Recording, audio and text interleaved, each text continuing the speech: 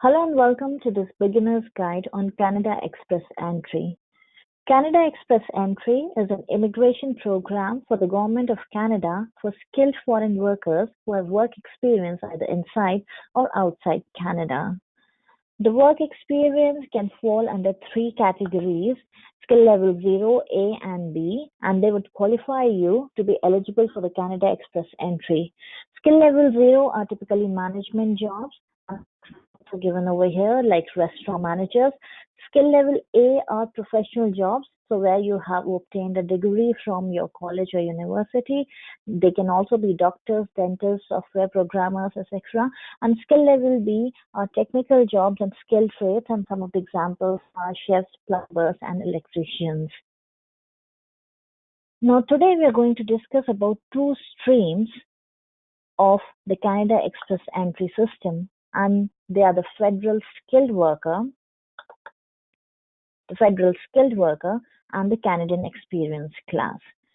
Now, the federal skilled worker is for those foreign skilled candidates who have work experience outside Canada.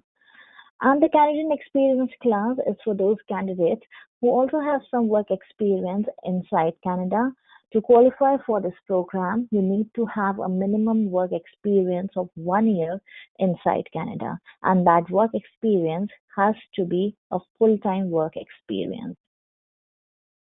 Now, if you're interested in the program and you are eligible according to the skills which are eligible for this express entry system, then the first step that you should take is to calculate and check your CRS score, or the Canadian Comprehensive Ranking System score. So there's a system that you need to obtain a certain amount of points to be able to get an invitation to apply for the Canadian Express Entry. So based on the points that you have received within that system, based on your profile, you would be getting a calculated score, and every 2 weeks there is an invitation round that happens from the Immigration Department of Canada, and if your score is more than the cutoff score, then you get an invitation to apply further for this program. So the first step that you should be doing is checking your score, that how much score you are able to get. To check your score, you have to go to the CIC CRS calculator site. So just type CIC CRS calculator in Google and you'll be given this link, and try to go to the CIC link because that is the government link. So that is the verified link. So you can just click on that and you'll have some details about the tool, and you can start calculating your score right away.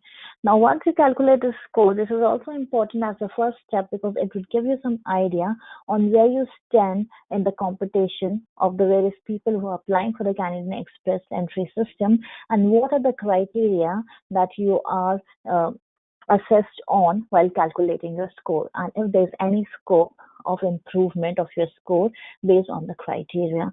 So you'll just try to fill this form and calculate a dummy score so that you get an idea of what things are important to get a decent score and be able to get an invitation for the Canadian Express Entry system. So first question, as you can see here, is what is your marital status? So whatever is your marital status, married or single or any other status, you can select over here. Let's do this calculation assuming that we are calculating it for a couple. So we'll select this as married. Is a spouse or common law partner a citizen or permanent resident of Canada? So if they are, many more points, but if they're not, then you can just select no. And are they going to come with you to Canada? Will your spouse or common law partner come with you to Canada? Yes. How old are you? Now, this is one of the first criteria that is important. Based on your age, you get certain points. If your age is 30, or less, you get 100 points. That are the maximum points possible for this criteria. But if your age is greater than 30, then for every year 5 points are deducted from your score, from a maximum score of 100. So if you are 30, let's say you are 30 years of age, you'll get 100 points straight away. But if you are 31 years of age, you'll get 100 minus 5, that is 95 points. And subsequently for every subsequent year. So now if you turn 32, your points will be 100 minus 10, that is 90 points. So we can answer this question, and let's assume that we'll put years as 30 years of age. So we'll be getting the maximum points that are possible for this. Then the next question is, what is your level of education? Now this is another criteria based on which you can improve your score. Now, age is not in your control. Whatever is your age, that is a fact. So you will get whatever points are there set for that age.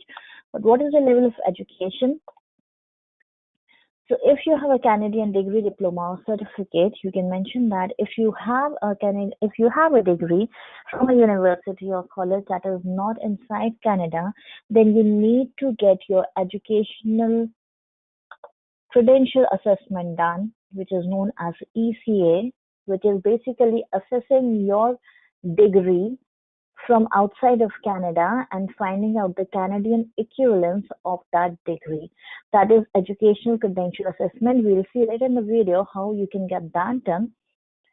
But let's say you have done a bachelor's from your country of education, which is not Canada, and you can just select your bachelor's degree. Have you earned a Canadian degree, diploma, or certificate? Now, if you have studied in degree, diploma, or certificate, you obviously qualify for more points. In this case, let's say no. The next question is official languages. So Canada has two official languages, English and French. So you need to take a test and submit your results for either of these two official languages or both if you're proficient in both. But you need to have one primary language selected for you. So let's say we are going with English. Another thing to remember is that the test that you take, so the test results should be less than 2 years old. So if you have already taken a test that's 3 years old, then you have to take the test again.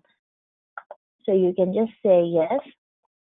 Which language did you take your first official language test in? You can just select English.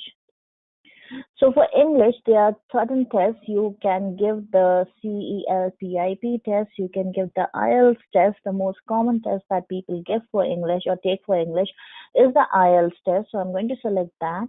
The TEF Canada and the TCF Canada are the French language tests. So if you are a Francophile and your first language is French, or if you're good in French, better in French than in English, and you want to select either of those, you can do that. But for our purposes, let's assume that we have taken an English language test called the IELTS. Now, this is mandatory for the primary applicant who is applying. So you have to take that test, and then you have to enter your test scores. You have a range of scores which you get in your test.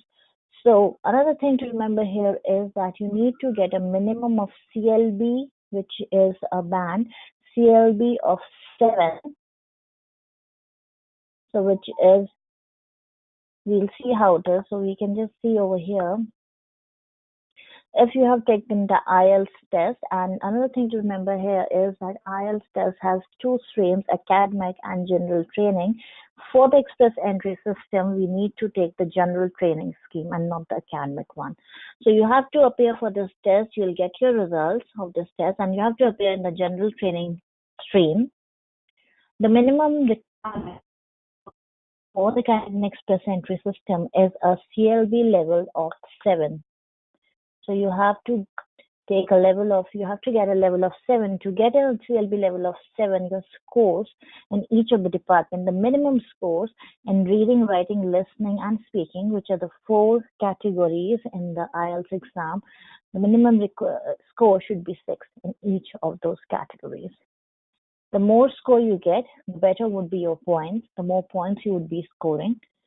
But to be eligible and to qualify, you have to get a minimum score of 6. So we'll go back to a score calculation. And let's say we get a decent score of 6.5. That's a little above average in all the categories. Then you have other language results. So it helps if you have a second official language. So if you know French and you can take the test and try to improve your score, but that is not the case in majority of the cases. So we'll say not applicable. The next question is about work experience. In the last 10 years, how many years of skilled work experience in Canada do you have? So obviously, if you have work experience in Canada, and that's a minimum of 1 year of full-time work experience, then you do qualify for the Canadian experience class, and you get extra points for that. So skilled work is NOC. NOC is nothing but National Occupation Classification that you would need later on when you create your profile. So your occupation has to be in either of these 3 categories, as we saw earlier: managerial jobs, professional jobs, or technical jobs. Now, there are a lot of software programmers applying from all over the world for the Canadian Express entry, so you would fall within the Canadian skill level A mostly. So if you're unsure of the NOC level for this job, if you have some other job title, you can click on find your NOC and you can find your NOC code. So you can just select. So this, please keep in mind, the question here asks you how many years of skilled work experience in Canada. So this is within Canada. So if you've not worked in Canada, then you have to put 0. If you have worked in Canada, you can put whatever number of years you have worked in. So none or less than a year in our case, let's say. The next question is how many total years of foreign skilled work experience do you have? So the foreign skilled work experience is anywhere outside Canada in the world and in one of these categories. So you can put it, so let's say 3 years or more. That's the maximum they have. Do you have a certificate qualification from a Canadian province, territory, or federal body? If you have, then say yes. For our points, we'll say no. Then there's some additional points that you can score. The first criteria for that is, do you have a valid job offer? So if you have a valid job offer has to be given by an employer in Canada, and they have to be willing to sponsor your PR in that case. So they have to give you a job offer, a permanent job offer. If you have that, then you get extra 50 points. If you do not have that, then you don't get any points. Now, it's really difficult to get a job offer unless you actually have a PR visa. So it's very rare that people have a job offer. If you have, then you can say yes, otherwise you have to say no here. Do you have a nomination certificate from a province or territory? Now, this is another important question. So this is basically provincial nominations that we will discuss sometime later in our series. So if you have that, you get an extra 600 points. So if you get 600 points, it's a straight call for the express entry and you qualify for the express entry. You do not need all those points in the other categories as such. Only the minimum basic points are needed in the other categories. So if you cannot score enough points without a nomination, so let's say no, and I'm not able to score enough points without the nomination, and there's no other way I can improve my score, then my option would be to go and try for a nomination certificate from a province or territory. But many people do qualify it without the provincial nomination, so you can try and calculate your score first. Another category based on which you can get additional points is, do you or your spouse or common law partner have at least one brother or sister living in Canada who's a citizen or permanent resident? So if you have you or your spouse have any brothers or sisters who are related to you by blood, and they're 18 years or older, and they're living in Canada, and they're either the PRs, permanent residents, or citizens of Canada, then you get an extra 15 points.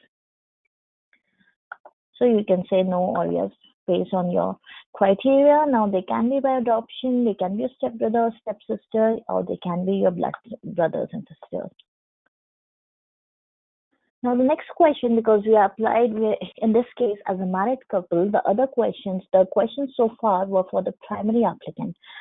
Remember that for the primary applicant, whoever is the primary applicant, it's mandatory to have the minimum score in the IELTS. So choose your primary applicant wisely. A person who can score more points based on all these criteria that we have seen, that person should be the primary applicant within the family. Now, once you have chosen your primary applicant based on who has lower age on his or her side, who has a greater IELTS score, who has a greater university degree, based on all those criteria, then you have to move on to the details for the secondary applicant. So whether your secondary applicant, your spouse or common law partner has a Canadian degree, and if they don't have a Canadian degree, then if they have a degree from outside Canada, they need to get the ECA done. Now, another thing to remember here is that you might say that, okay, I have a bachelor's degree from the United Kingdom, but it won't be counted until and unless you get your educational credential assessment done from the bodies that the CIC or the Canadian Immigration has chosen. You need to get the ECA done, and only then you can claim points for your education. Otherwise, you cannot claim points for your education. So let's say the spouse also has a bachelor's degree. Now, if your spouse, the next question is, in the last 10 years, how many years of skilled work experience in Canada does your spouse or common law partner have? If they have any work experience in Canada, that leads to additional points. So we'll select none in this case. So we are selecting the values based on what majority of the people would be having on all these criteria. So it's for a major chunk of the public will be having these answers. So we are just trying to assess what will be the score like. So did your spouse or common law partner take a language test? It's not mandatory to take that test, but it always helps in terms of the score. So if they have taken, then you can enter their scores. Let's stick to 6.5, which is a safe score, and most of the people should be safely able to get this.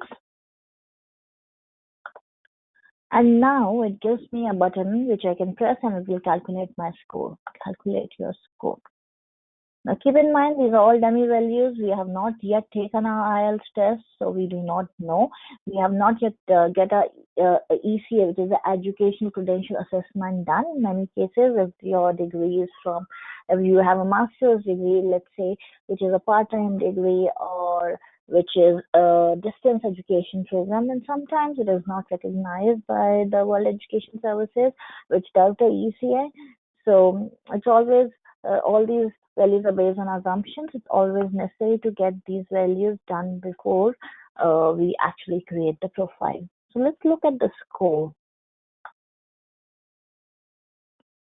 Okay, now here you can see the split of the scores, and you can see that age is 95 because I entered the age as 30. So 30 and above is -5. So we consider it wrong. 30, if you are 30 years, then you get 30 years, or if you're lesser than 30 years, that is younger than 30 years, then you get 100 points. Anything above 29 years, you get -5 points for each consecutive year. So age is 95, whatever they have calculated based on the point matrix that they have. And here would be your final score, which is 341. Your grand total is 341. You can see here. Now, once you have the score, you need to see where you stand in the competition. What are the cutoffs coming at this point? So you can go to this link and you can search for express entry rounds of latest round of invitation, and you'll be able to see the cutoff, what the cutoff was based on. So here we can see there was a round of invitation done on the April 17, 2019, and the score of the lowest ranked candidate was 451, whereas the score that we are getting over here is 341. right? So there is a big gap we can see, and we know that with our current profile, we do not have a competitive enough score. So what are my options now? The options are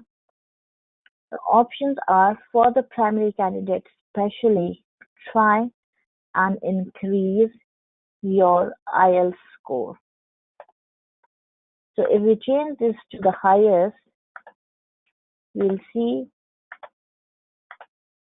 that there is. So now I have selected the highest band that is needed for this. That can be, um, and then we calculate our score again. And now you can see that the score has improved to 430. So that's a big jump from 341 to 430. That's a really big jump.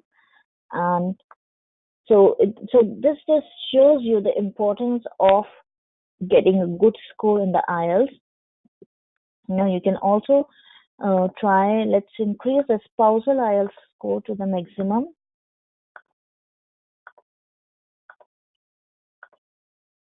And recalculate a score. So it has increased to 438 from 431. So not much increase. So this also shows that it's important to wisely select the primary candidate or primary applicant because his points or his or her points have a greater impact on the overall score. Now, what is the other thing that can be improved? The other thing that you can try to improve is your French test results. Probably, if you have that option of studying the French language and appearing for that exam, you can try to do that. Uh, you can try to select an applicant who has a high level of education. So instead of bachelor's degree, if somebody has 2 or more certificates or master's degree, so let's select master's degree. So if the primary applicant had master's degree, let's say, and then we calculate a score. The score now is 477, which is good enough to get an invitation right away because the cutoff we saw was at 451. So this is a very good score. Now that is not possible. Some other options are you can see the additional points. We got the additional points for a job offer. So you can try to get a job offer. It is difficult to get it. So but if you do get it, then we'll get an additional 50 points. The other option is to go for a nomination certificate from a province or territory. That is a very important and useful option. So there are various territories or provinces in Canada which open up their own express entry programs, and you can apply for those. If you qualify and get an invitation, you will get an additional 600 points, and then you'll get a straight call, straight invitation from the Federal Express Entry System, which is from the Government of Canada. So that's another way to improve your points. So if you cannot make your points in any other way, then go for the provincial nominations, apply for those programs, and you will be able to qualify and make those many points. Now let's see some of the other things that we saw along the way. So the other things were finding your NOC.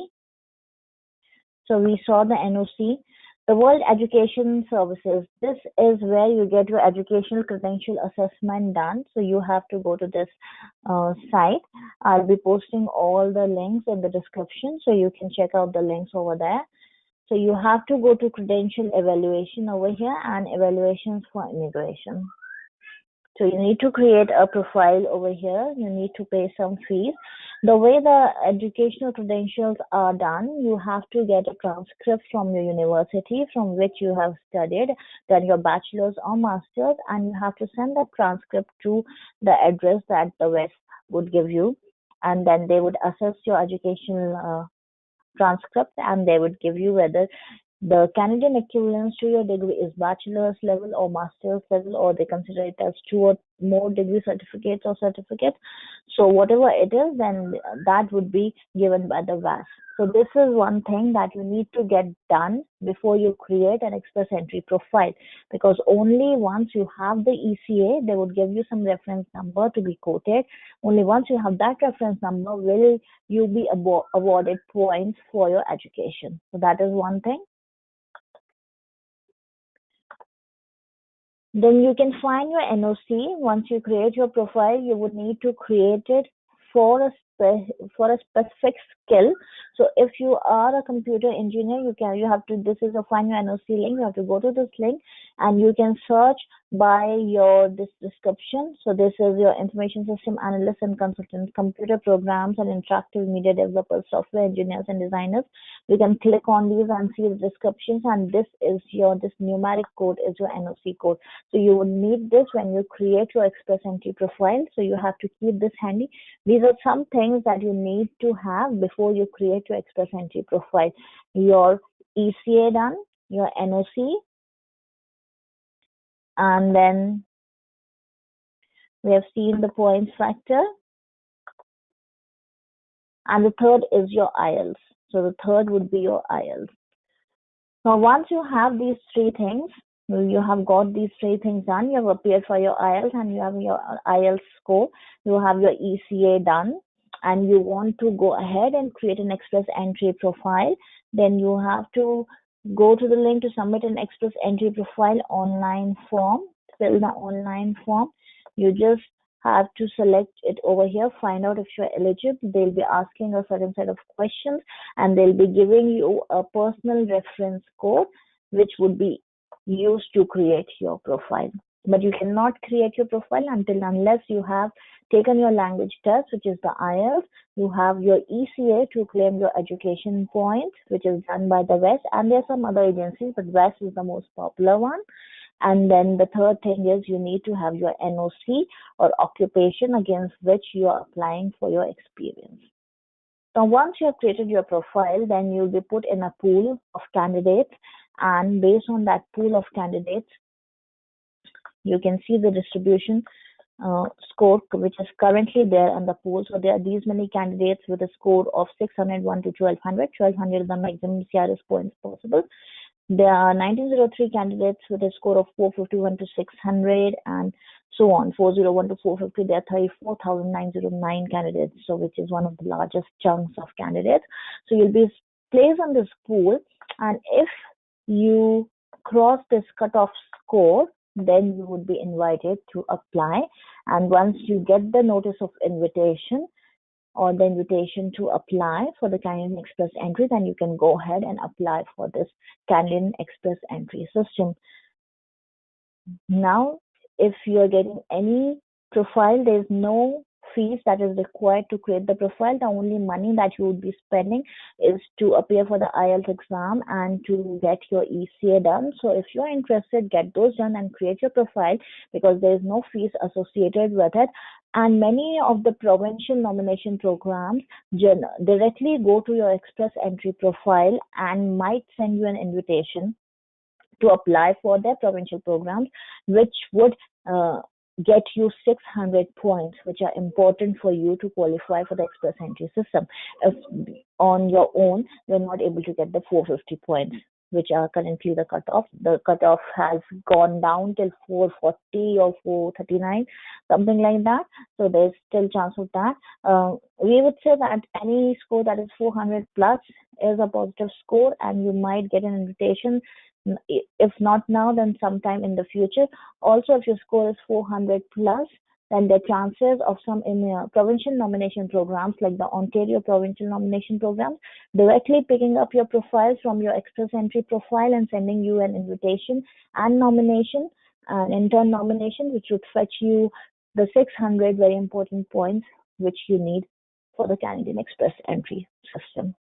So this is, in short, a beginner's guide to the Canada Express Entry system. If you are interested in the program, then these are the steps you can take and see how much you can score, what you need to do before you create your profile, and what steps you can take to improve your score to maximize your chances of getting an invitation to apply.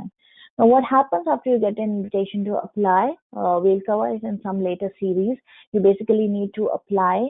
Then with all the forms and all the documents within 60 days of the invitation, you need to get your medical done, you need to get your police clearances, and you need to get your job experience letters from your employers and fill up the various forms and submit them in your profile. And they will take a maximum of 6 months for the Canadian immigration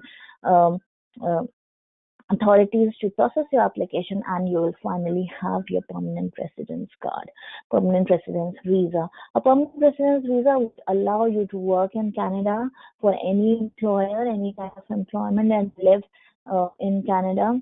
Um, and you do not need to renew your permanent resident visa or something. You need to renew your permanent resident card. But that is for the latter part. So for beginning, just to get an invitation, these are the steps that you should take.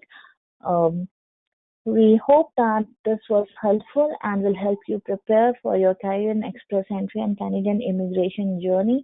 We wish you all the best. If you have any questions, you can leave in the comment section. Also, please subscribe to our channel, and we'll be posting some more videos on the Canadian Express entry and immigration system and the IELTS and other stuff. So please subscribe. If you have any questions, do leave them in the comment section. Links will be posted in the description. Thank you for watching.